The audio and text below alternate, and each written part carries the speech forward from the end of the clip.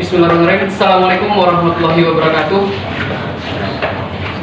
Alhamdulillahirrahmanirrahim. Pada kesempatan yang luar biasa ini kita dapat berkunjung ke ruangan Bapak Wali Kota Bukit Tinggi bersama Bapak kita yang sangat luar biasa, yaitu Bapak Haji Arman Safar Ishak. Bapak ini selain dari menjabat sebagai Wali Kota Bukit Tinggi, sekarang beliau juga menjabat sebagai Ketua Yayasan Bukit Tinggi Madani Berbagi, di mana beliau menjabat mulai dari tahun 2019 sampai sekarang ya. Nah, sebelumnya beliau juga pernah menjabat sebagai Presiden Direktur Raja Salon Group mulai dari tahun 2013 sampai 2020 kemarin. Selamat siang Pak, terima kasih atas waktu yang telah disediakan Pak. Ya, selamat siang. Mungkin sebelumnya kami izin memperkenalkan dulu Pak. Kami itu dari IMI, Ikatan Mahasiswa Muslim Indonesia. Nah, IMI sendiri merupakan organisasi yang baru berdiri gitu Pak. Berdiri pada tahun 2021, belum sampai setahun dari sekarang gitu Pak. Nah, IMI ini didirikan dengan tujuan untuk menyatukan pemikiran-pemikiran mahasiswa gitu Pak. Jadi dari sekian banyaknya organisasi-organisasi mahasiswa, latar belakang mahasiswa yang telah ada juga gitu Pak. Harapannya nanti bisa terhimpun di IMI dan kita bisa menyatukan pemikiran-pemikiran kita di sini gitu Pak. Itu tujuan dari IMI ini berdiri gitu Pak. Dan juga IMI ini merupakan organisasi yang langsung dibawahi oleh ulama gitu. Jadi di atas kita tuh langsung oleh ulama-ulama yang ada di Indonesia. Insya Allah kalau ini jadi go nasional, salah satu pembina kita itu Ustadz Abdul Somad, Insya Allah. Nah, kalau untuk sekarang di Sumatera Barat, pembina kita itu adalah Ustadz Jalfat. Mungkin itu Pak. Jadi tujuan kami di sini itu ingin berdiskusi sedikit bersama Bapak terkait program-program unggulan di Kota Bukit Tinggi gitu Pak. Nah, mungkin kalau ada pertanyaan dari Bapak kenapa kami bisa sampai ke sini, itu direkomendasikan oleh ulama juga di Kota Padang. Kalau Bapak punya sebuah program untuk membasmi rentenir di Kota Bukit Tinggi gitu. Nah, kemarin kami ragu ya Bang untuk namanya apa gitu. Apakah itu simpan pinjam muamalah, simpan pinjam ala Usman atau bagaimana.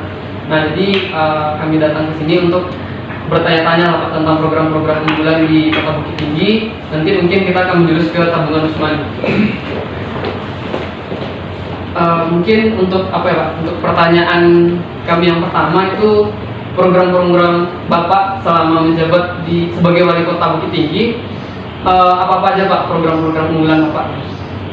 Baik, pertama saya ingin mengkoreksi profil ya. Oh iya Pak. Tadi sampai hari ini saya sudah tidak jadi ketua umum yayasan karena memang tidak boleh sebagai kepala daerah. Lalu program unggulan sudah jelas kita ini tahun 2022 ini adalah tahun anggaran pertama kan, walaupun menjabat dilantik di awal 26 Maret 2021, tapi kita sudah mendapati APBD seperti yang telah disahkan. Baru tahun ini kita merancang suatu gagasan, kita masukkan ke alhamdulillah di beberapa kegiatan yang kita akomodir bersumber dari kebutuhan masyarakat dan kebangkitan ekonomi umat tinggi, kita memasukkan diantaranya tabungan Usman. Latar belakangnya, yang pertama situasi dan kondisi akibat pandemi COVID dengan terbitnya regulasi-regulasi sehingga ada pembatasan kegiatan, pembatasan produktivitas pelaku usaha di Kota Bukit ini, yang pada akhirnya banyak terjadi penambahan jumlah orang miskin baru itu di kelompok satu. Lalu kami gali terus permasalahannya adalah minimnya akses permodalan yang berbasis kekuatan APBD atau perbankan syariah. Maka dari itu kita membuat sebuah program ini pertama di Indonesia, sehingga program ini begitu kita disetujui di DPRD, mesti kita buatkan dulu peraturan-peraturannya. Peraturan lalu kita studi banding ke kota-kota lain, tidak menemukan kota-kota mana yang membuat program serupa. Artinya ini yang pertama untuk di Ini Indonesia. pertama untuk di Indonesia, dan ini apresiasi dari OJK Sumatera Barat juga dalam rangka pemulihan ekonomi nasional. Kita beri. Sebenarnya tabungan Usman ini adalah pembiayaan syariah. Sebenarnya pembiayaan syariah yang seluruh beban biaya yang melekat di luar angsuran pokok secara syariah itu ditanggung oleh Pemko APBD. Jadi karena bebannya ini ditanggung oleh APBD, sehingga produk ini sampai ke tangan masyarakat itu tanpa beban. Jadi tidak ada beban sama sekali, beban bagi hasil syariahnya tidak ada, hanya ditanggung oleh Pemko. Akhirnya itu berubah menjadi tabungan, semacam tabungan aja, tapi yang diterima di muka. Misalkan dia kita akomodir mulai dari 2.500.000 sampai dengan 10 juta rupiah. Programnya 250 hari, menabung 10.000 sehari selama 250 hari, totalnya 2.500.000, tapi diterima di muka. Lebih ringan, 10.000 2.500.000, 20.000 5 juta, 40.000 10 juta, diterima di muka, tidak ada biaya lagi. Sebenarnya ada, tapi ditanggung apa? Artinya jika ada yang mau meminjam misalnya, mereka bisa minjam dulu, nanti baru mereka tabung di kemudian hari cicil atau Iya, iya dia nabung aja, nabung. Saya mau nabung, saya ikut tabungan Usman. Saya mau yang program nabung 10.000 sehari. Begitu dia akad nabung, dia langsung menerima deh, menerima sekuritas. Kalau 10.000, langsung dia ambil 10.000 per hari, dan 10.000 per hari ini dipungut oleh petugas BPS. Dan ini kami yakini insya Allah ini bisa menyelamatkan mereka dari pinjaman sejenis, ya, maksudnya bukan sejenis, pinjaman yang bebannya tinggi sekali, bisa 10%, 20%, bahkan 100%. Karena dengan meminjam 10 juta, bayar juga tetap 10 juta. Saya rasa seluruh produk pembiayaan lain sanggup hanya ini, habis mereka coba. Untuk program itu sendiri bekerja sama dengan instansi-instansi tertentu atau membuat instansi baru gitu Pak? Kebetulan kita punya BPR Jam Gadang, dulu konvensional. Di bulan Agustus, alhamdulillah telah kita usahakan untuk konversi ke syariah. Sudah syariah sekarang 100%. Jadi selamatlah kita dari masalah-masalah yang tidak sesuai dengan syariah. Nah, lewat itu, jadi kita subsidi biaya, kembali dia berbentuk keuntungan di BPR syariah, karena itu komposisi permodalannya itu adalah mayoritas dari Pemko. Akhirnya untung di sana itu kembali lagi ke Pemko, ke BPR. Kalau itu kan berarti bank dari milik Pemko ya Pak. Nah kira-kira kan kalau untuk itu berarti kan baru ada di Bukit Tinggi bank itu gitu Pak. Nah sedangkan kalau orang Bukit Tinggi nanti pergi keluar, kan biasanya untuk jadi kendala sosial syariah kan itu Pak, ATM-nya jarang gitu kan. Nah makanya masih banyak masyarakat kita yang menggunakan bank-bank konvensional gitu kan. Nah jadi bagaimana siasatnya gitu? Itu soal pelayanan ya. BPR ini, Bank BPR Jam Gadang ini memang terbatas secara regulasi untuk jenis produk pelayanan. Tidak semua bisa. belum boleh membuat produk-produk lain selain pembiayaan super mikro. Ya, dia hanya boleh ke 10 juta meningkat, bisa yang besar, tapi produk layanan semacam harus punya ATM, lalu belum bisa bikin banking, internet banking, itu belum bisa. Oh, ada yang menarik tadi bisa satu Pak. Kan tabungan mereka itu dipungut gitu Pak. Ya, ada petugas yang memungut. Itu pemungutannya itu jangka waktunya berapa hari sekali atau per bulan atau gimana? Itu selain hari Sabtu dan Ahad itu tidak dipungut, kecuali kesepakatan antar si peminjam penerima manfaat. Dia misalkan tidak punya waktu untuk bisa menerima petugas pemungut ini setiap hari. Bisa saja dia misalkan per minggu atau misalkan per bulan sekali. Gitu. Tapi kalau untuk setiap bulan kami tidak kabulkan. Tidak pikir per harinya. Ya, risiko macetnya kan ini kita perhitungkan juga. Karena dia tanpa beban, tanpa bunga. Nah, terus nanti kalau udah jalan gitu kan Pak, ada yang minjam sekian juta, yang atas 10 juta gitu Pak. Tentunya pas pembayaran ada yang enggak gitu Pak, ada yang mungkin kalau targetnya 200 hari gitu kan Pak. Nah, ternyata udah 100 hari belum ada bayar sekalipun gitu Pak. Terus gimana Pak? Ya. Jadi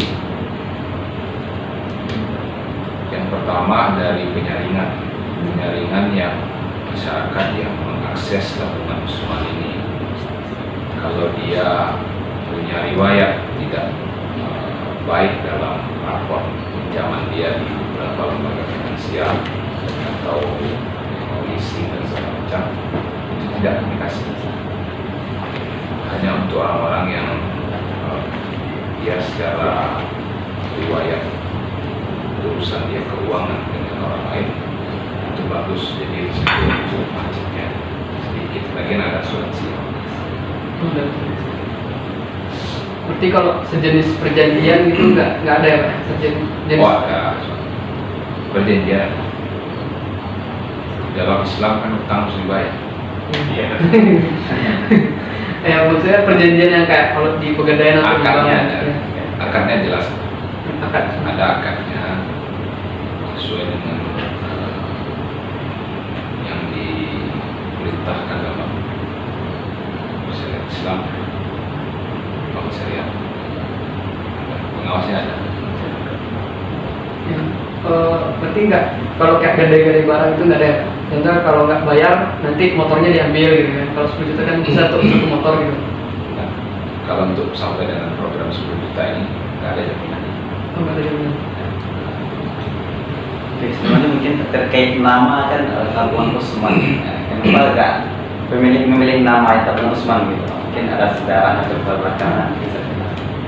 Ya karena kita mengetahui bagaimana kisah sahabat Rasul Usman bin Affan radhiyallahu anhu.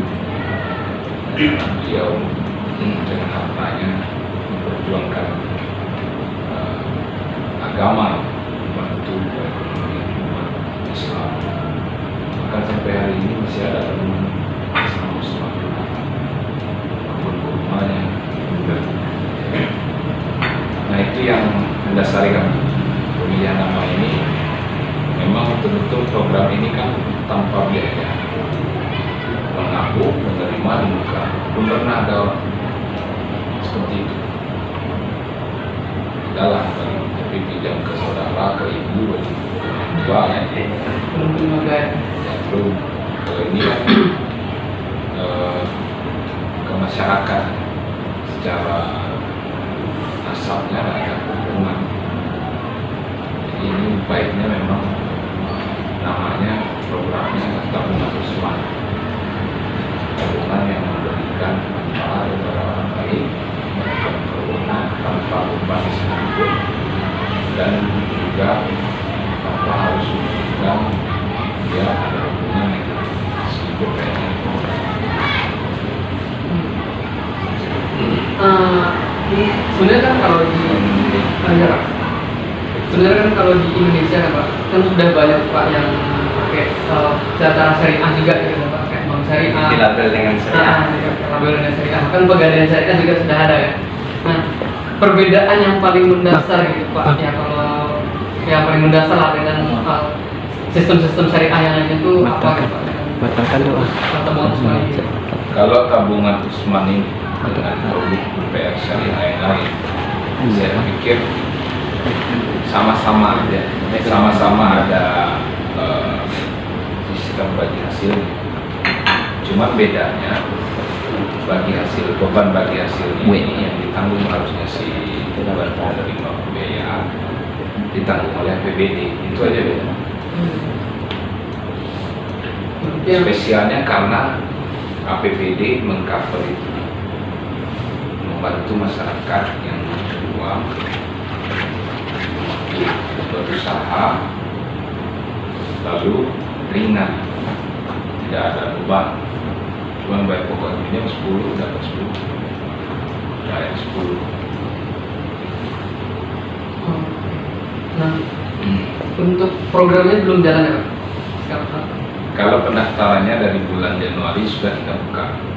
Yang mendaftar itu ada 1.200-an pelaku usaha. Yang sudah lolos verifikasi itu 700. Insya Allah besok launchingnya, besok hari Rabu di pasar untuk 140 dan 100 besok. Sisanya perlu tinggal dari Kamis, Kamis. Artinya kalau di kantong PBD tentu dari anggarannya itu lebih signifikan gitu Pak. Atau bisa kasih gambaran untuk khusus tabung Usmani programnya berapa makan anggarannya gitu? Kalau kita menganggarkan sekarang itu hampir 2 miliar untuk 1 tahun. 2 miliar beban bagi hasil yang dibayarkan setara dengan pembiayaan hampir 16 sampai 18 miliar bisa kita salurkan tabungan Usmani di Indonesia. Kalau masing-masingnya 10 juta, berarti ada 1.800 orang. Berapa? 1.800 usaha kecil sektor. Jumlah pengusaha kita di Bukit Tinggi ini 13.800.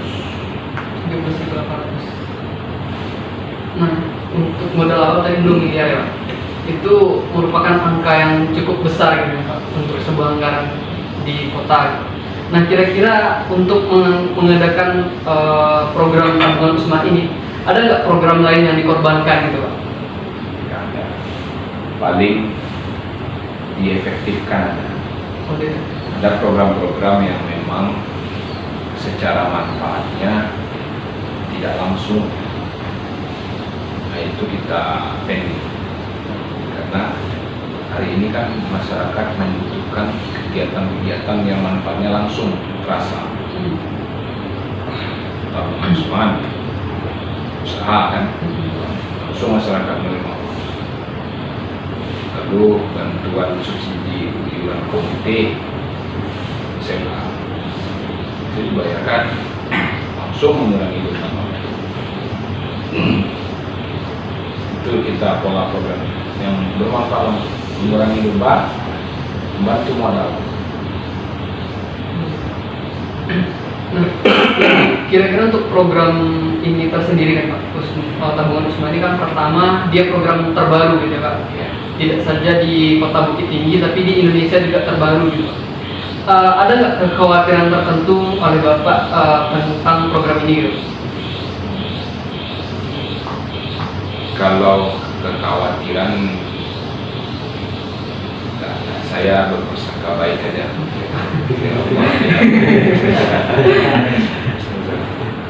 Mengabulkan. Ada prasangka. Paling dari sisi regulasi sudah kita siapkan, makanya launching tabungan Usmani ini dia baru bisa launching di besok, kan sudah dari Januari. Maksudnya Januari udah bisa tertib, baru bisa mulai. Untuk persiapannya sendiri cukup waktu dari kan dari 2021 berarti ya Pak, sampai sekarang itu cukup ya Pak waktu untuk mempersiapkan mati tadi nak. untuk Masa.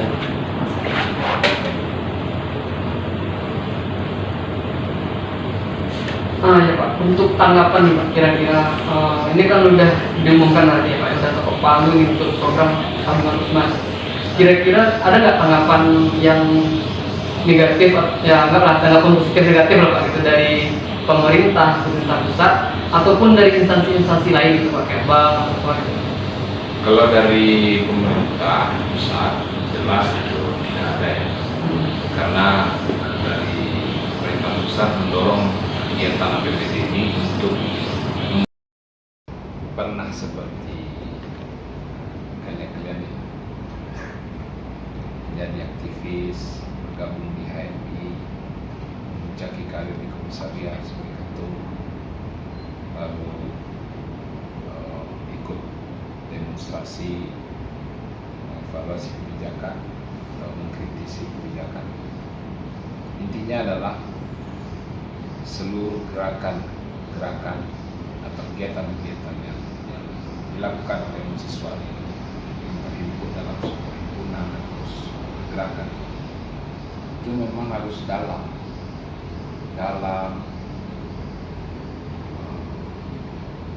berilmu ketika membahas isu, sehingga nanti ketika ada yang menyanggah